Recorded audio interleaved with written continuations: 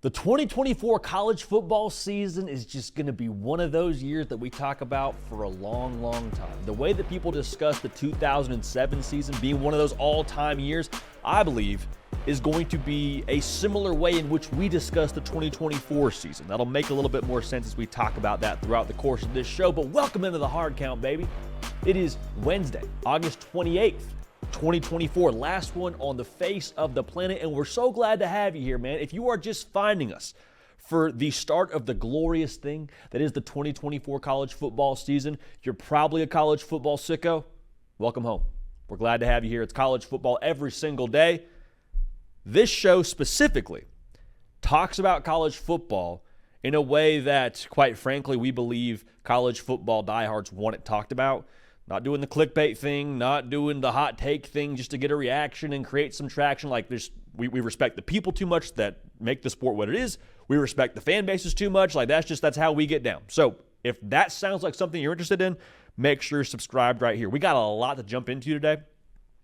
The new college football playoff format has brought some bracketology, if you will, to our lovely sport. We got some bubble watch for you, and not just your bubble watch of, these teams, this team, that team. It's more so of a week one look at what teams we think could potentially be on the bubble. Now, this is something we're going to do every Wednesday on this show, The Hard Count. So this is going to start to transform and evolve as we get some more data on these teams that are actually on the bubble. But just kind of taking a quick pulse of teams that we think are maybe going to be in that 10-2 territory, 9-3 territory. So we'll check in there in just a little bit. Also, who are the most important players when it comes to week one of the college football season? Because y'all, week one is beautiful. We got some great matchups now. We did our predictions yesterday. You got Miami going to Florida. You got Notre Dame going to College Station along with College Game Day. You got USC, LSU in a battle in Las Vegas on Sunday night. Who are the most important players that I believe ultimately hold the key to the outcome of that game? We'll unpack that together. Mike Norvell had a speech he gave to his team in the locker room that made its way around the Twitter sphere yesterday. I think there's maybe a little bit more to what he had to say than what meets the eye. So we'll talk about that as well as a number of other things throughout the course of this show, which is, again, college football, only college football every single day. If you're watching live on YouTube, we appreciate you for that. If you are more of a podcast person, you can get your fix there as well. You type in The Hard Count with J.D. Pacal. We're right there waiting for you with arms wide open. Shout out to Creed. So I want to start with this. I truly believe we personally are in for an all-time classic kind of college football season in 2024. And there's a couple of ingredients that I think lend itself to being a season like that. The first is we're in a state of change, right? This is the new college football that we are approaching right now. The era of the portal is upon us. The conferences are looking, very, very different than they used to look a few years ago, with the ACC looking different, the Big Ten looking different, the Big 12, the SEC. Like, there's a lot of moving pieces on that front, making the schedules look very interesting. And then also, you got the new college football playoff format. So we're going to 12 teams now. A lot of y'all are in my mentions on Twitter saying, man, we missed the BCS. I'm right there with you. That was a special time. But even with that being said, college football is still the greatest sport on the face of the planet. So we're not going to, weep too much over that. The bottom line here is, with what we have in front of us, I think this is going to be one of the most entertaining college football seasons of all time.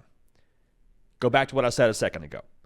The new conferences is lending just some absolutely unbelievable matchups. And with that being the case, anytime we as college football fans get unbelievable matchups, as we do every single year, but I think potentially at a higher rate this season, that means that some of these teams have very difficult schedules. And I'm talking about like teams that you expect to be in that college football playoff / national title race. Like Georgia, how often would they get shade thrown their way for not playing a tough enough schedule on their way to winning a national title? Even when they won the national title, it was like, yeah, but who do they really play in the regular season? That's not going to be a discussion this year for the Dogs. They go to Texas. They go to Alabama. Like it is going to be a road and a half for the Dogs. Ohio State, they got to go to Autzen. Like the way that this new college football ecosystem looks with these different schedules with the conference realignment, that's going to make for a really high entertainment value. And also, it makes for, I think, greater potential for teams to lose some football games that we're not really used to seeing lose more than one football game. I'm not calling my shot right now for Georgia's record or Ohio State's record. We've done that already. But in the context of this discussion, the potential for teams, again, that we have come to expect to be consistent contenders for the college football playoff and not seeing more than a 1 in their loss column, it's very possible. Again, that's not a discussion about Georgia or Ohio State, but more so college football as a whole. On top of that, we spoke to the portal. The way the portal has worked over the course of really the last year or so, you've seen these rosters take guys from the G5 level and pull them up and beef up their roster that way. You've seen quarterbacks at the power conference level go to maybe even a better situation for them. And in some cases, the big boys will grab a player from the portal to be their quarterback, like you're seeing a lot across the board this year. Oregon got Dylan Gabriel from Oklahoma. Will Howard from Kansas State going to Ohio State. I mean, we go down the line here. Cam Ward from Wazoo going to Miami. Like, a lot of these schools now have some top-end talent to where they're going to compete for a national championship. So with that being the case now, with all the pieces that we have in front of us, there's going to be, again, some real chances for some parity here. Again, chances for parity and actual parity, two different things, because I actually have a couple of teams that we've talked about already as going undefeated. So, I mean, that's just my take. But the potential for parity now, I think, is there because of the way teams have been able to very quickly fix issues within their roster from a season ago. So, take all that, put it off to the side, and that gives us, again, potential for parity, potential for teams to lose more than one game. So as crazy as that's going to be, as entertaining as that's going to be, and you're going to watch and see, the blue blood that you thought was going to run the table lose a game, and it's going to be crazy. We're going to be having conversations on some other platforms, not us here, but other platforms will tell you, oh my gosh, are they done? Oh my gosh, this team just lost a game. Are they fraudulent? That's, again, what we would call clickbait, not something we really traffic in on this show specifically. Because as much as there's potential for parity, there's also more margin for error than ever before in the college football playoff landscape. Andy Staples also has a show on the On3 YouTube channel. Another reason to subscribe. He does tremendous work, one of the best in the game. He told us all off season long, y'all, we got to retrain our brains. We have to retrain what we have come to know and believe about college football. No longer are we in the BCS era where one loss jeopardizes your chances at winning a national championship. In fact, in the 4-team model, if you lost 2 games, that was essentially the nail in the coffin to making the college football playoff. Sometimes the margins were more thin than that. But in the 12-team model, we talked about how difficult Georgia's schedule is going to be. They could lose that game at Bama. They could lose that game at Texas. And guess what? 10-2 Georgia, they're still in the college football playoff off a couple of weeks of rest with a chance to go on a run and win the whole darn thing. Same thing with Ohio State. They could lose the game to Oregon. They could lose the game to Michigan, and there would be some very real issues with folks in Columbus, Ohio, if that were to be the case. But guess what? 10-2 Ohio State, they're getting in. And so as much as there is opportunity for parity and for teams that we don't expect to typically lose to lose football games, there's also, again, I believe, with all that margin, the potential for one of the chalkiest college football seasons we've ever seen. Because think about it this way. Why do great teams in college football, more often than not, what are the main 2 reasons we see them lose? First is injuries, right? Hey, they weren't healthy. They weren't at full strength. That wasn't really the best version of that roster. That's one. The other reason is, well, hey, they just took their eye off the ball. They weren't focused. They had a bad day that day. If this is, again, assuming you lose to an inferior opponent, that's not really, I don't think, going to happen all that much in the college football playoff. Because, one, even if you don't play in your conference title game and you don't get that first round bye, you're still coming off a couple of weeks of rest. So for the most part, most of those minor injuries, those bumps and bruises, you've been able to kind of regroup a little bit. And then you're telling me you get the chance now to have, 4-game stretch to go win the whole darn thing? Focus, I believe, for a lot of these well-coached football teams, and the majority of the teams in the college football playoff are well-coached, so that's pretty much a straightforward point. At that point, like, you're locked in. Okay, so again, when it comes to the college football playoff in 2024, as much as this regular season will be crazy and will bring us a ton of entertainment value, and it's going to keep a lot of fan bases engaged, I think that the ultimate college football playoff itself will end up being pretty chalky. Not saying there won't be upsets, not saying there won't be things that we didn't have on our bingo card on this show that end up happening, but if you give the big boys, the deep, talented, high-level rosters that are just, quite frankly, better than the other rosters, a chance to get healthy, several weeks to game plan, and the coaches a chance to lock them in for a playoff run, I think that's usually going to yield some pretty positive results. So it's going to be an all-time season. It's going to be one that we talk about for a very, very long time. The first year of the 12-team era is upon us.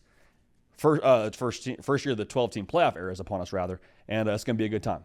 So let's lock and load, baby. Let's have ourselves a tremendous college football season. So I just mentioned the college football playoff, how it's going to look different. Who's on the bubble when it comes to the 2024 season? More specifically, who are we watching in week 1 that's on the bubble? Want to give a quick disclaimer here. When I'm talking about teams that we're watching on the bubble, I'm not speaking so much to the matchup as much as I'm speaking to what we want to see from that team as they jump into the more impactful parts of their season. So let's start with Florida State. They already got a game out of the way. They're 0-1 in conference play. I think that you can actually, at one game into the season, make a pretty strong case for Florida State being a bubble team right now. That sense of urgency for them has got to be there. Has got to be there. Because to keep it a buck, I don't know now how many teams the ACC is going to get in. I'd like to think 2, but there's also the potential for them to only get 1, and that being the conference champion. So for Florida State, the bad news, and we said this on our reaction sprint on the YouTube channel, the bad news is you're 0-1. Especially, more worse bad news is that you're 0-1 in conference play. But the good news is it's not the BCS era. Your season isn't done after 1 game. You have a chance now to climb back into it, run the table, kind of fix some things internally, fix some things strategically.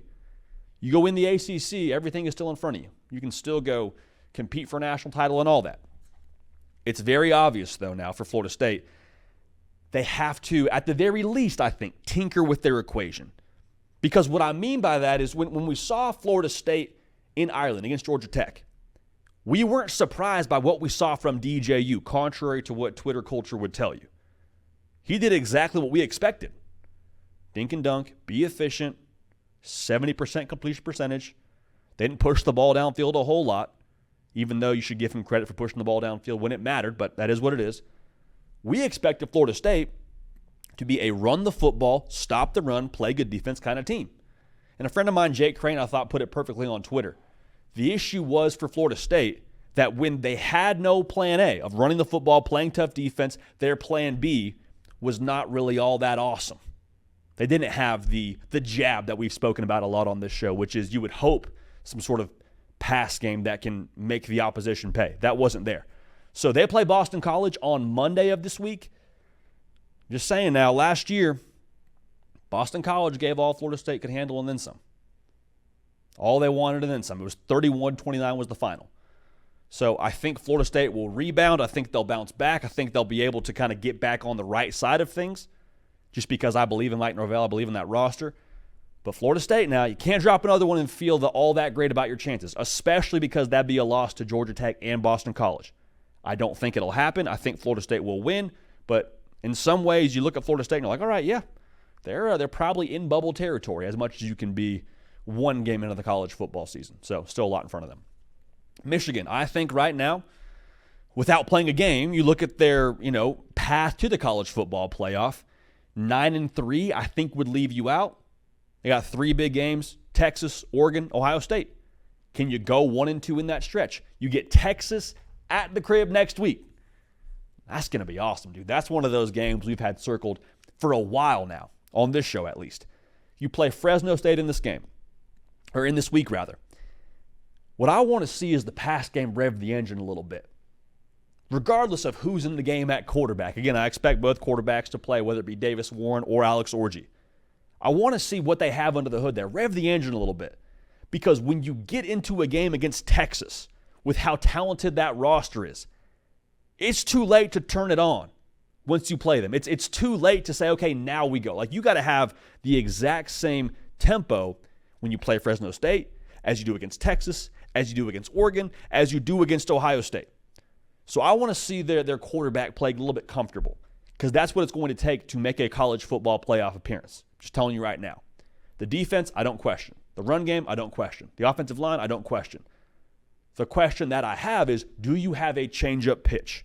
Do you have something similar to what we said about Florida State, to where when you don't have that go-to, when you don't have that run game maybe as impactful as you'd like it to be, are you able to throw the football, or do you have something at the quarterback position that's just able to make the differentiating factor for you? That's my question for Michigan. So that'll be a lot of fun. Right now, again, they haven't played a game, but I think it's fair to say they are a team to watch, to be in that bubble territory with that 3-game stretch that they have, or that 3 games they have overall throughout the course of the season with Texas, Oregon, and Ohio State. Tennessee, the Nico era begins. And y'all that have watched this show, you know we feel very, very good about Nico Iamaleava and what he's going to be at quarterback for the Vols. They play the Mocs this week of Chattanooga. I'm not really holding my breath too much on the outcome of that game. But what I said about Michigan at quarterback is the same thing I want to see from Tennessee. Can you get Nico Iamaleava dialed in? Because after that game now, it's go mode. So it's got to be go mode from the jump in this game against Chattanooga. I want to see Nico all the way comfortable, so when you play NC State the next week at a neutral site, there's no like, okay, get him up to speed, get him acclimated. Like, this is a chance now to get some live bullets, to feel what it's like in an 11-on-11 setting as the guy at Tennessee. You got it last year against Iowa. It's going to help you. But in this game, I need to see a little bit of the it factor from him. I'm not saying I need crazy stats. I just want to see it's like, okay, yeah, like this level is far too easy for him. He's ready to roll when it comes to big-time games in the future. Because we talk about the bubble, 10-2 as an SEC team, I think you feel pretty good about getting in. We said this a lot with Tennessee. On their schedule, it's Bama and it's Georgia. The 2 games that you circle and you say, okay, from a roster talent perspective, you are more than likely, at this point at least, a little bit at a deficit there. Maybe not a lot, but enough to where you say those games are going to be tough. You want to create yourself a little bit of some space to work with. You can't lose to NC State. You can't lose at Oklahoma. Can't do it. So, get Nico up to speed, get him ripping and roaring, and we'll be in good shape. Now, in terms of the big games for week 1, you got USC and LSU. We said it in our prediction video yesterday, or our prediction show yesterday, rather. This is going to be very, very much so a playoff kind of vibe, I believe. Not just because it's neutral site, not just because it's a big brand in LSU, but like for USC, if you beat LSU, think about the way this would play out. The obvious part is like the confidence and the swag that you are able to garner from getting a win like that is one thing. But in a more literal sense, look at the playoff path. At Michigan, Penn State, Notre Dame. Those are the other like real massive tests that you probably circle right now on the schedule if you're a USC fan. If you beat LSU, I think you probably need to go 1-2 to feel like you have a chance at the college football playoff. That's all I need from a USC fan. I just need a little bit of hope. And that sets you up, I think, very nicely to have a chance at the college football playoff. Again, it starts with the win over LSU. You probably look at yourself a little bit differently in the mirror as a USC football team if you're able to beat a team like LSU. But again, the path is, I think, what's most intriguing if you're able to beat that team in Vegas. That's going to be awesome, man. I cannot wait for that. Last team I want to talk about here that's, maybe in that bubble territory, Notre Dame. They go to Texas A&M, college game day. I'm fired up. I'm sure it'll be 1,000,000 degrees and then some. This is one of those games where you got to win the ones you're supposed to, but you also have to win a couple of these to get to where you want to go if you're Notre Dame.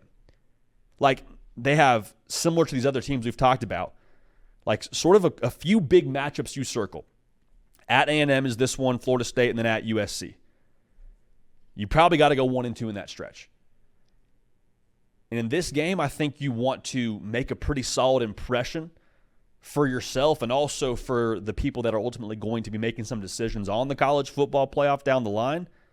Like, win this game, handle business, and feel good about everything going forward. I think for Notre Dame in this game, the thing that you're watching, yes, you want to see how the defense plays. You want to see how your portal pieces acclimate on the road. But, I mean, speaking of portal pieces, like, most important, Riley Leonard is who I think your college football playoff hopes and dreams hinge on. What's the jumping off point for him? I'm not saying there won't be ups and downs because I don't think the growth will be linear for him. But I think when you talk about what you need from him this season, like, it's not going to be a more difficult spot to play than at College Station and, with the eyes of America on you. There's no bigger spot. So if there's going to be some growing pains, there's going to be some, potential for him to have some hiccups, this is the game that you circle. Now, I'm not calling my shot on Riley Leonard. I actually think that Notre Dame wins that game, and I think Riley Leonard is probably a massive part of that. But I'm just saying, what kind of start does he get off to? Again, you go 10-2, you feel okay about your chances, but if you can win this game and then have to go 1-1 the next two against Florida State and at USC in terms of like your big games you have, I think you'd feel pretty good about that. So Florida State, Michigan, Tennessee, USC, Notre Dame, I think all in bubble territory. Are they actually, bubble teams? Remains to be seen, but I think that discussion is healthy as we enter into the beautiful thing that is week 1 of the college football season. Awesome. All right, really quickly, I want to let y'all know the hard count this season. We told y'all yesterday on the live show, we're partnering with Prize Picks to squeeze the absolute juice out of this college football season and every single college football weekend, especially on Saturday. Prize Picks, for those of y'all that rode with us last year, it's a blast. It is super easy to use, super comprehensive. The way that it works, you'll get some player projections on their board. You pick 2 players. You pick the more or less on their projections. Got yourself a lineup. You pick 2 or more players, rather. Got yourself a lineup. You're off to the races. Okay, so right now, it's worth noting, Prize Picks is offering essentially a free square with Jalen Milroe and his passing yards. They're giving you a half pass yard for Jalen Milroe. So you pair Jalen Milroe a half a passing yard, take the more there. I personally have already taken the more on Travis Hunter's receiving yards against North Dakota State. Lock it in. It's going to be a good time. All right, so go to prizepicks.com. Use code HARDCOUNT. Receive a guaranteed $50 in promo funds once you play $5 in lineups. Again, go to prizepicks.com or download the Prize Picks app. Use code HARDCOUNT.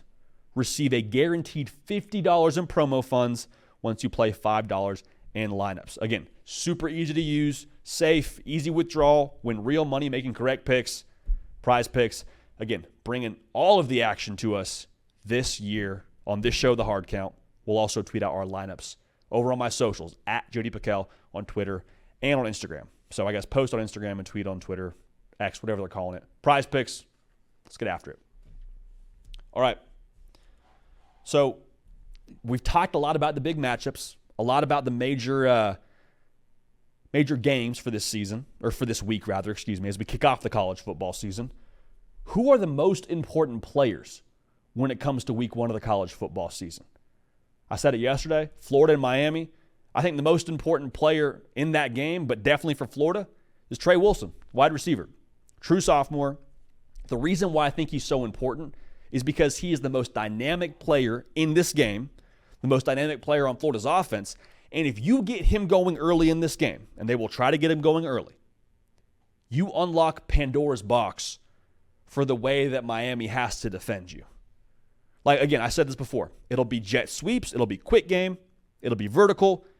You get him double-digit touches.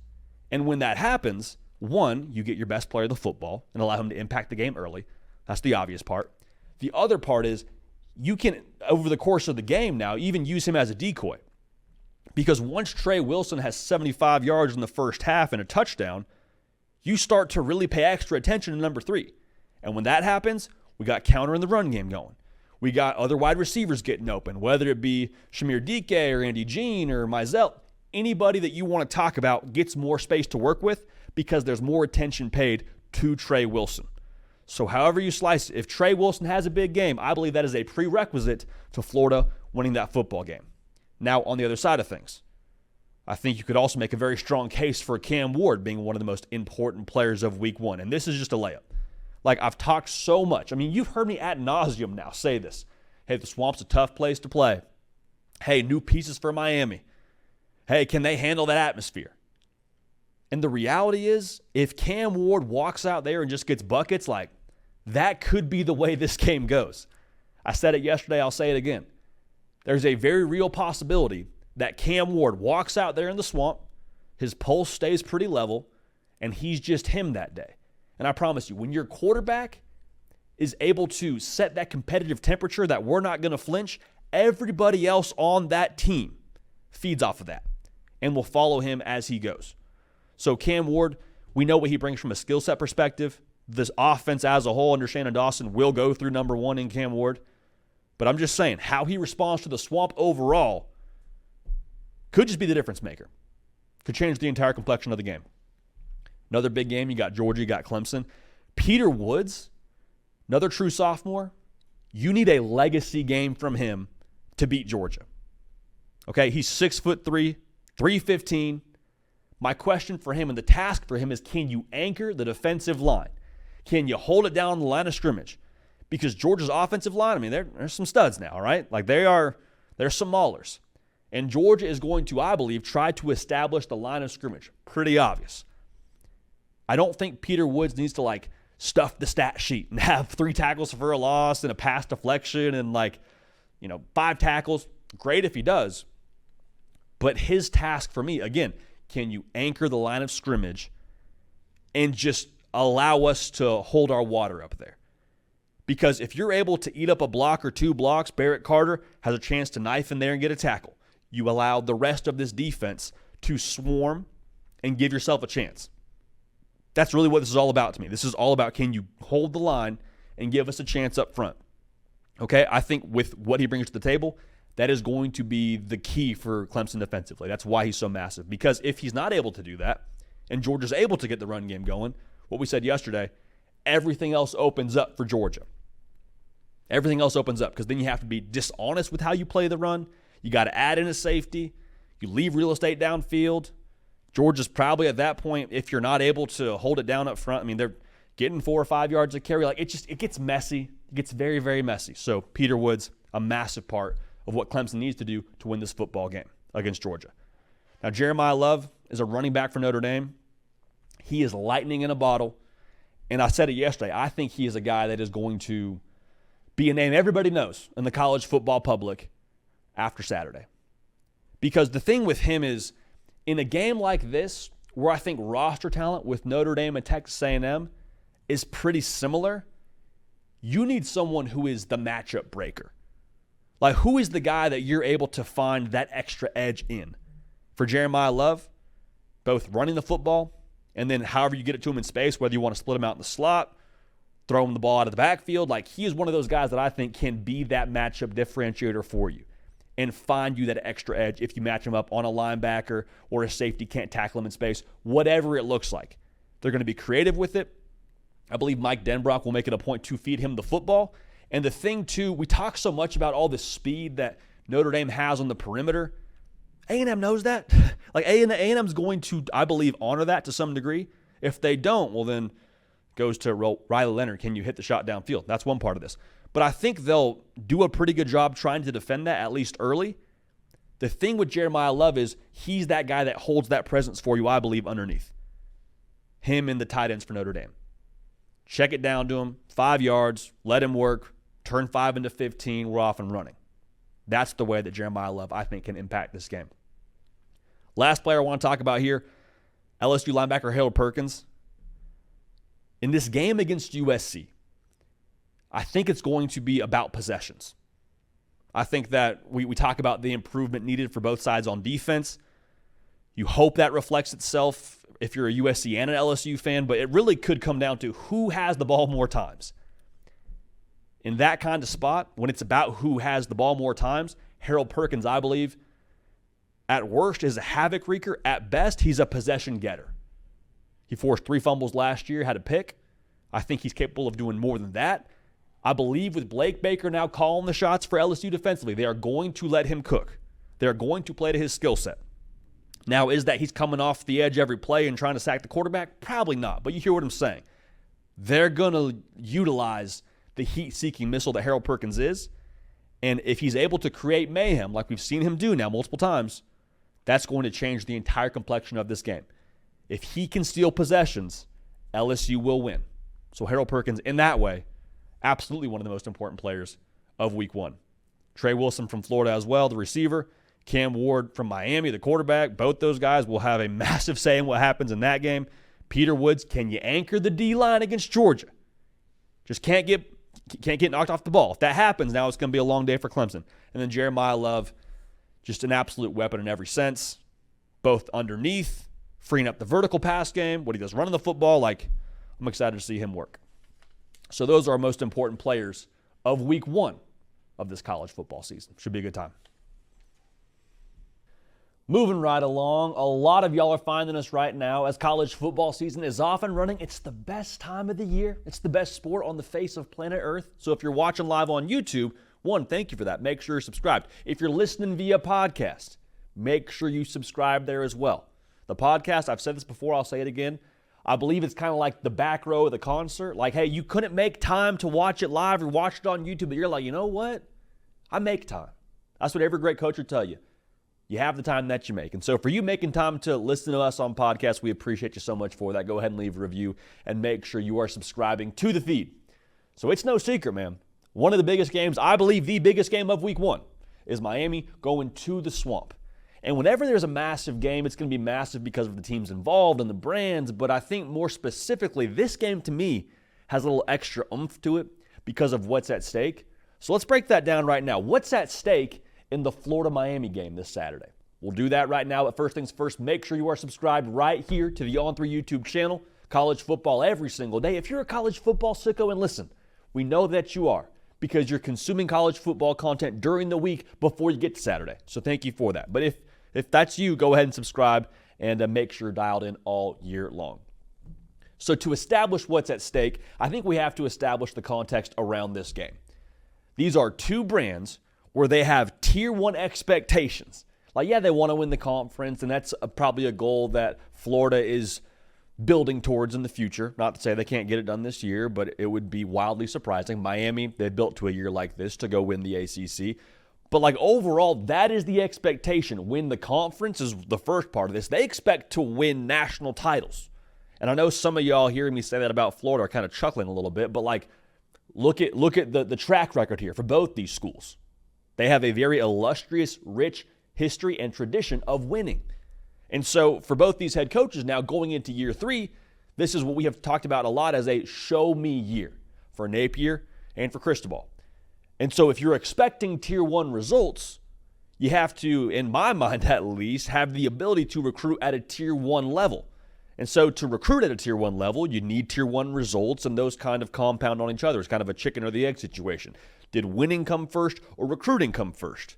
Usually it's some gradual buildup of the same. But if you want to recruit the Sunshine State, and both these schools, I promise you, want to recruit the Sunshine State, one of the most talent-rich states in all of America, you got to beat the teams in the state to be able to make that pitch. I'm not saying that's all the time, but I'm telling you, you would much rather walk into a living room of a 4-star or 5-star recruit and say, are you sure you want to go to Miami? Are you sure you want to go to Florida? We just beat them. And it's very, very much too early to make any definitive statement on Florida State. We'll talk about them in a little bit. But they did slip up in week 0. We'll see what they are this season. I think Florida State's still going to be real good. But my point is, the door may be cracked open in the Sunshine State to kind of make your case as that team. So in this game now, for both these coaches, again, going into year 3, I think both have to show that, hey, this is going somewhere. This is going somewhere. Cristobal has done a little bit more of that at Miami. 5-7 his first year, 7-5 the next year. A knee away from being 8-4. It is what it is. This is the year, though, where you brought in Cam Ward, you portaled in some other key pieces, to go make some real noise. And it starts in a game like this. We said it during our preview. Like, if you're Miami and you believe that you are one of the top teams in college football and you're going to be a college football playoff caliber kind of team, you try to make your case and show what you're going to be in a game like this. Now, for Florida, there's a lot to talk about with what they've heard this offseason, all the external noise, but just like optically, if they can beat Miami, it would add a lot of validity to what people are kind of murmuring at a low volume right now around Florida and around the SEC, and they're saying, well, yeah, they've had this much success in the SEC, but the level of difficulty is way up here. You go beat a guy who's hired the same time as you, Billy Napier, if you can beat Mario Cristobal, that would, I think, add a lot of legitimacy and validation to what you have been doing behind closed doors in Gainesville. So for both these teams, I think you can treat this kind of as like a blast-off game. Like, we talk about the fallout from this, and I'm sure that's something that's going to be talked about a lot throughout the course of this week and probably after this game. But, like, what about if you win this game? I think that's probably the more intriguing thing to discuss when we talk about what hangs in the balance of this game. Because for Miami, you're expected to win this game based on what Vegas says. But do not get it twisted here. The momentum and the confidence this would build for the Canes if they go into the toughest place in all of college football, if not one of the toughest places in all of college football, to play in the Swamp, and they go win that game with their first-year new quarterback. I know he's not a first-year player, but his first year as the guy at Miami, that would build a lot of confidence, because at that point in time, something we've said a lot when we discuss this game is like, there is not going to be the potential for Miami to be as discombobulated from top to bottom as they could be in this game. That's not me saying that's going to happen. That's just spitting the facts right now.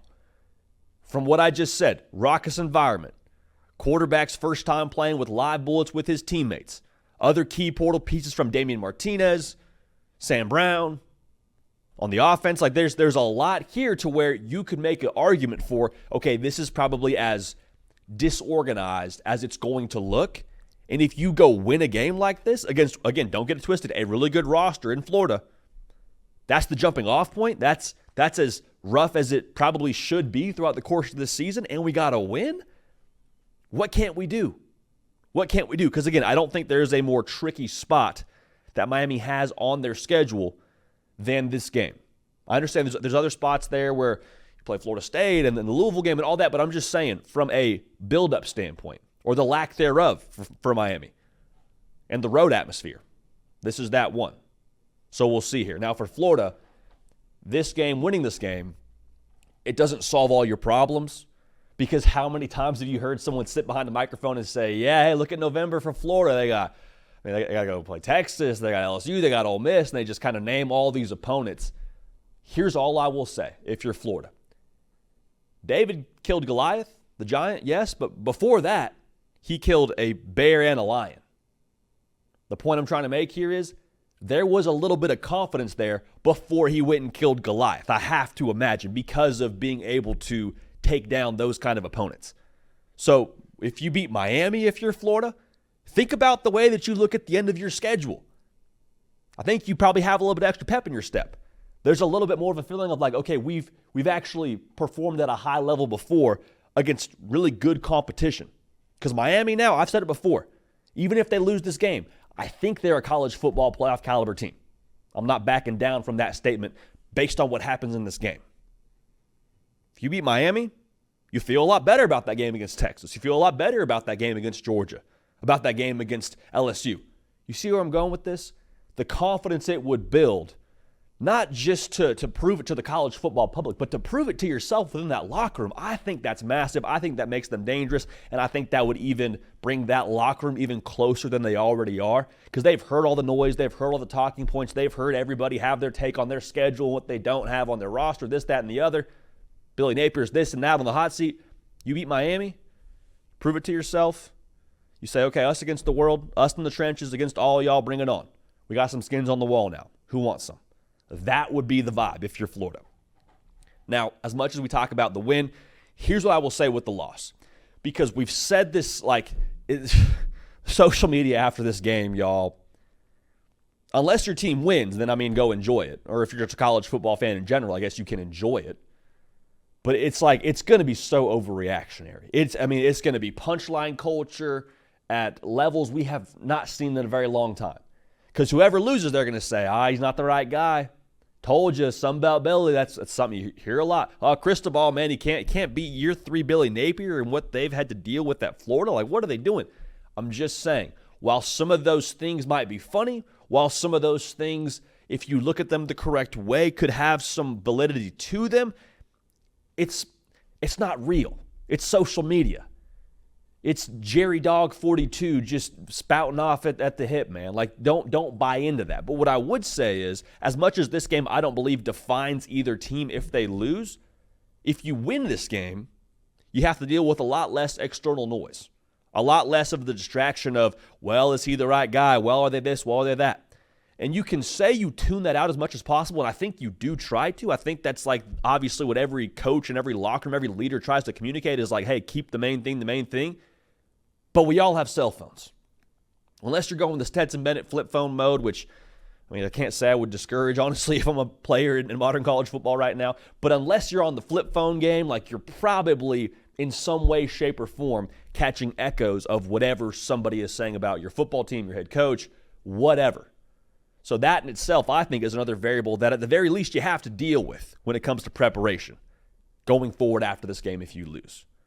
Like any distractions you can eliminate, that's going to help you going forward, all right? Less distractions is always a good thing, no matter how you slice it.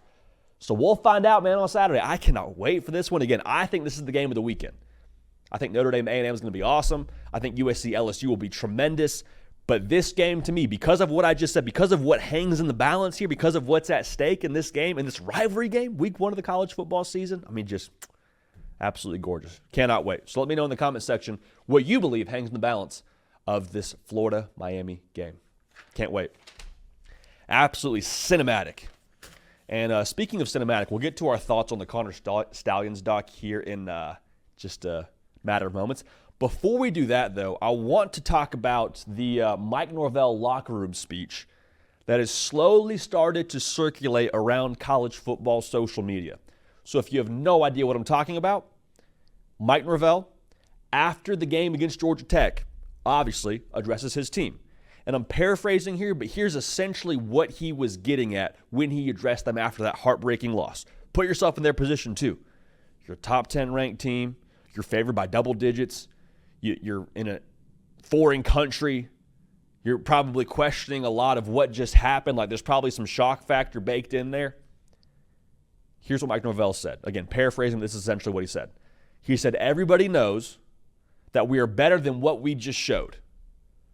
He goes on to say, that all comes down to me. He says, I'm going to do a better job in continuing to push the standard. Then he ended with this. This is what I love. If you respond to it, it being the loss they just had, you'll be able to point back and say that was an experience, but our result took us to a place people didn't think we could go. Y'all, that's culture. People try and talk about culture being this and that. There's a lot of ways where you can try and define it, but I'm just telling you, Mike Norvell addressing his team that way after a heartbreaking loss, that is culture. Because notice, it's very easy to talk about culture when you're winning. It's very easy to say, yeah, we're putting on the t-shirt with the slogan and the hashtag and all that when things are going well. What about when you lose a game you're not supposed to lose against an unranked opponent in conference play to start the year? On national television, the only game on at that point in time. Then who are you? Losses reveal culture. And to me, seeing Mike Norvell respond that way, that gave me so much confidence in the direction of Florida State beyond even just this season. We'll talk about this season more throughout this segment, but beyond this season, I feel a ton of confidence that Mike Norvell is going to win a lot of football games as long as he's in Tallahassee and beyond, whenever, should ever that time arise. In a situation like that, I promise you Mike Norvell is probably feeling a lot of emotions. He's probably feeling every emotion in the book: anger, sadness, confusion, frustration, everything that just comes with losing an intense competitive contest. But notice, there's no, you did this, you did that, you let me down. Defense, what are you doing allowing 200 yards on the ground? Offense, why are we not pushing the ball downfield? Offensive line, y'all are supposed to be the bread and butter to this whole thing. What's going on? There's no blame game. That's leadership. That's leadership. Leadership is taking accountability. Leadership is saying, okay, hey, here's what we got to get done. This is on me. Here's my part. Mike Norvell says, my part is to push the standard and to get you guys as ready as possible to play with confidence. Not saying, I need this, I need that, you did this, you did that, and just sitting back and letting it all happen. That's not leadership.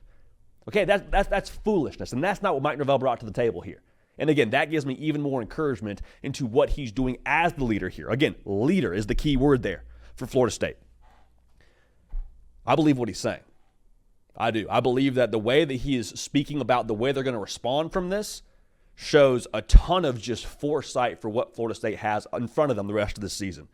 There's a book that I love by Ryan Holiday called The Obstacle is the Way. It's a great read. Would encourage you to check it out. The entire book is about people being met with circumstances through no fault of their own, or in some ways some fault of their own, and then seeing those obstacles as the opportunity to propel them forward. Now, I'm not trying to get all David Goggins, motivational speaker here on you, but I'm just trying to put it how it is right now.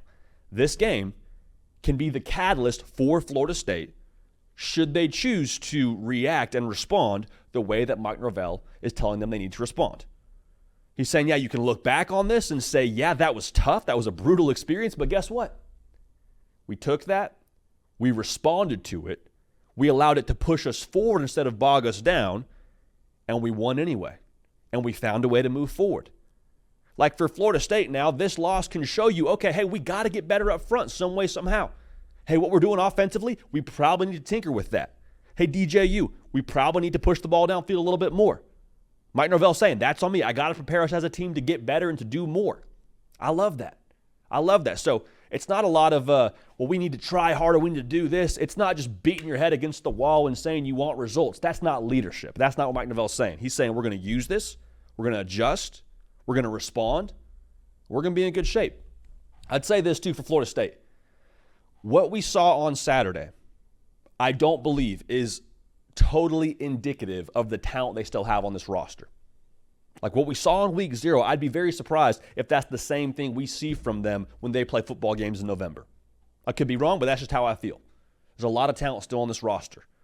And with all that talent on this roster, I think they are very much so capable when they play their best football to win every game in front of them. Not calling my shot, just saying that's 100% a possibility for Florida State the rest of the way. This culture from Mike Norvell is not something new. How many times did you see Florida State in a close game in the second half in the fourth quarter, and it didn't always make sense? It was, just kind of a play here, a play there they just happened to make. I'll just say this, teams with great culture happen to have things work out for them. They happen to make those plays. Why? Because their temperature competitively never dips and never get the fast heart rate, the big eyes. They stay the course. They believe in each other. They believe in their staff. They believe in their practices. They believe in the way they do things, and they keep it pushing. And they keep on going, moving forward, pressing the envelope, adjusting, but pressing the envelope, and good things happen to them. It sounds sort of simplistic, but I'm just telling y'all, that's the way that this whole thing works. And so what I'm trying to say here is this Mike Norvell culture, I don't believe, is totally mature just yet. But I think once it does mature, once it does become ripe, we've seen the fruits that it can bear. So for Florida State now, again, this one hurts. I'm not trying to unpack the whole loss, but hearing Mike Norvell in that locker room post-game, if I'm a Noles fan, or if I'm in that locker room, that fires me up and that gets me excited for what's ahead. Never a good thing to lose a football game, but regardless, I feel like Florida State's in very good hands this season and beyond with Mike Norvell steering the ship. Okay, so I want to unpack this a little bit. And I honestly, y'all, I hesitated even doing this segment because with the Connor Stalions Netflix documentary coming out, I don't think it was, here's the thing. I loved the documentary. I watched it last night. Thought it was tremendous. So that's one part of this. It's a college football story. I think it's relevant to where we are as the college football public and college football sickos. That's one part of this. The other part of this is I'm like, man, there's college football to actually be talked about. Do we really want to beat this dead horse again when it comes to the Connor Stalions situation? Like, I think even Connor Stalions at this point is like, I'd rather we just move on. The guy's trying to coach high school football as a DC, so more power to him. And I mean, I'm not saying that facetiously. Like, he wants to get on with his life too. But, again, with this being relevant to the college football public, here's my thoughts. Again, I love this doc, bro. I thought it was awesome. I thought it was well done. I appreciated the storytelling behind it. And I'll say this too. Whatever your opinion was going into this documentary of Connor Stalions, of the Michigan situation, it probably didn't change. Like, if you're an Ohio State fan and you're like, they cheated, this was invalid, they, cheated their way to beating us and they can't beat us straight up, this doc didn't change your opinion. If you're a Michigan fan and you're like, nope, everything we did was above board, you can't touch us, your evidence so-called is like not actually that legitimate, this doesn't change your opinion either. So I don't think information-wise, this like broke any cases wide open. If anything, it just turned the volume up on both sides and their own opinions. However, this to me illuminated that Connor Stalions, I believe, genuinely thinks he did nothing wrong. And the reason why I feel that way is if you think you did something wrong, you don't sit for an hour and a half documentary. And he sat for a lot longer than that, I have to imagine, for all of the dialogue he provided for this documentary. Like, if you think that you're guilty, you don't put yourself in the public eye on a Netflix doc to allow the entire world to pick your story apart. So that's the other part of this. I would also say, my own opinion, as y'all have heard me say many a time, didn't change. As we mentioned at the top of this segment, like, your opinion doesn't change based on this documentary. My opinion is, for those of y'all that are just now joining us, I know a lot of y'all are finding the show for college football season.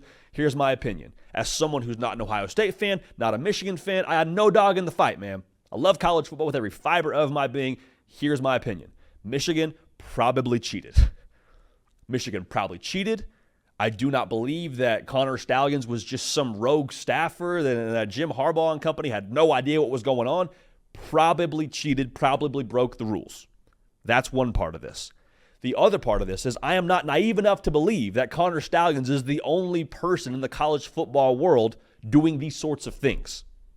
Okay? You think Connor Stalions just got this idea on his own to have people record the sidelines and whatnot? He got caught. So that's in and of itself probably worth something, but I'm just saying I'm not naive enough to believe that he's the only one going to these lengths to advance scout. Okay? So that's that. Now, to kind of tie this whole thing together when it comes to my opinion, again, I don't think this is the end-all, be-all for why Michigan was successful. And if that is your opinion, my opinion on that opinion is that you're coping. You're coping. And you do what you want to do. Again, you're entitled to whatever you want to believe about this situation. If that is what helps you sleep at night, thinking that Connor Stalions was the guy who took down Ohio State 3 times in a row and allowed Michigan to win a national championship, more power to you. I happen to believe it was probably the double-digit NFL draft picks, but that's just me. Now, I want us to take our fanhood glasses off for a second if we can. And it's a big ask, but if we can do that, I'd love for us to just have this discussion right now. Because watching this documentary, I wasn't sure what to expect of a Connor Stalions. Like, all I had seen on social media was him on the sideline wearing the glasses and looking like he was at Central Michigan, which, let's be real, he probably, if not more than probably, was at Central Michigan for that game. Pretty crazy. It is what it is. The other thing I saw was his reaction to watching Michigan football on the TV, and dude is fired up. Like turn up the most intense fan that you know to 11, yelling at the TV, sitting by himself, singing the fight song. I was like, this dude's a little bit crazy. And so I expected to watch this documentary and hear him talk and be like, okay, this was a crime of passion, it seems like. I expected Connor Stalions to be a little bit of a weird dude, maybe a little bit nerdy, like a little bit awkward. I didn't get that vibe, to be honest. Like, to be honest, the vibe I got was Connor Stalions just an obsessed dude. And again, we're taking the fanhood glasses off for a second. So if you're an Ohio State fan, you've probably not, even if you watched this video, you probably turned it off. If you're a Michigan fan, you're like, yeah, let's go. Again, let's just put all the fanhood stuff to a side for a second. I admire people who are obsessed with their craft, okay? I'm just going to say that. I admire people who are 110% in. I'm not promoting cheating. I'm not promoting breaking the rules. All of that is wrong. Again, I think Michigan probably broke the rules. I think Connor Stalions broke the rules. I'm not for that. But in a vacuum, I would say anybody who cares enough to film themselves doing thousands of signals and have a several thousand file or several thousand Google Doc, whatever it was, to have just a behemoth of information and files dedicated to coaching Michigan football in the future, to be that obsessed. I'm like, okay, is that weird? Yeah. Is that a bit much? Yeah. Is it bad to cheat? Of course. Do I respect the heck out of the dedication and the obsessive nature about something he cares about deeply? Also, yes. Again, not promoting it, but there is some small part of you watching what Connor Stalions did to try and get Michigan football to the heights that he wanted it at. And you're like, okay, in some way, shape, or form, whether it's helping Michigan win football games, whether it's excelling at your office job, like if any of us were 50% as dialed in and committed and going not just the extra mile, the extra 10 miles like Connor Stalions did, there's something that I think, again, taking the fanhood glasses off, saying cheating is wrong, there's something where you're like, okay, I can respect that. I can respect that. I'm not promoting cheating. I don't know how many times to say that. I think that's bad. I think they cheated. I think that's wrong. I think they should be punished. All that. However, there's a part of you that respects the obsessive nature with his craft and what he cared about. Guy found a way to be involved in Michigan football, went all the way in. A guy found a way to be involved in Navy football, went all the way in. Also, backtrack a little bit. Dude wants to be a football coach, so he says, okay, I'm going to go to the military. And we kind of glossed over that part of the documentary. Y'all know how hard it is to get into the Naval Academy? Like that's like single-digit % acceptance rate. I mean, that is ridiculous. And he goes there to the creme de la creme of military preparation, knowing he's going to have to serve after, to be a football coach. I'm just saying, the more that you unpack the entirety of his story, the more you're like, okay, at the very least, you can respect the commitment to the craft and the obsessive nature about it. So again, if you think this was the difference for Michigan, this wasn't changing your mind. If you think that Michigan didn't cheat, it's not changing your mind. But I left just appreciative of the story. And again, the fact that he decided to sit for this documentary, again, screams that he does not believe he did anything wrong.